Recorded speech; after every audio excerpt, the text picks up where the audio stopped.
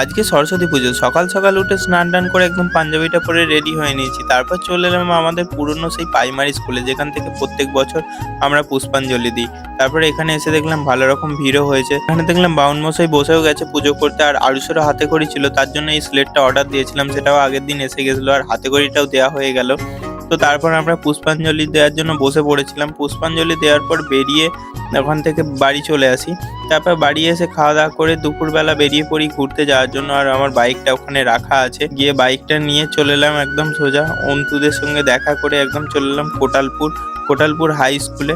এখানে এই বছর একবার করেই ঢুকি, আর এখানে এসে দেখলাম সব ফাঁকা হয়ে গেছে। একদম দুপুরবেলা বেরিয়েছি তো কেউ কোথাও নেই। এখানে এসে মায়ের দর্শন করে তারপর সোজা চলে এলাম সেখান থেকে তারকেশ্বর ডিগ্রি কলেজ। এখানে এসে দেখলাম ভালো রকম ভিড়ও হয়েছে, আর প্রতিমাটা খুব সুন্দর বানিয়েছে। আর এখানে ভিড়টা কি বলবো, সেই লেভেলের ছিল। কলেজ বুঝতেই পারছো একটা। তারপর আমরা হাঁটতে হাঁটতে ভিতর দিকে গেলাম মাঠের ওখানটায়। মাঠের এখানে এসে দেখলাম প্রচন্ড পরিমাণে ভিড়, কি বলবো আর। তারপর ওখানে দেখে কিছু ফটো তুলে আমরা চলে এলাম সোজা তারকেশ্বর বয়েজ স্কুলে। এখানে এসে দেখলাম মোটামুটি ফাঁকাই হয়ে গেছে।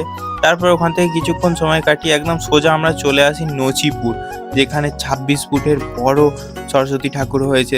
আমরা দুপুরবেলা বেরোনোর কারণে অনেক ঠাকুর দেখতে পাইনি। যে স্কুলের ঠাকুরগুলো ছিল সেগুলো আর ঢোকা হয়নি, কারণ সন্ধ্যা হয়ে যাবে বলে। তারপর এখানে ভিতরে ঢোকার পর দেখলাম ভালো রকম ভিড়ও হয়েছে। আর এখানে দেখো প্রতিমাটা অসাধারণ লাগছে, কি বিশাল প্রতিমা। তারপর এখানে দেখলাম ছোট কালোর মধ্যে একটা মেলাও বসে গেছে। মেলাটায় ঘুরতে লাগলাম কিছুক্ষণ ধরে, বেশ ভালো রকম ভিড়ও হয়েছে। তারপর এখানে মেলা টেলা দেখে আমরা বাড়ি চলে আসি। আপাতত এই মিনি ব্লগটা কেমন লাগলো অবশ্যই কমেন্টে জানাও। আর সরস্বতী পুজো তোমাদের কেমন কেটেছে অবশ্যই কমেন্ট করবে। আর আমার তো ভালোই কেটেছে আজকের দিনটা।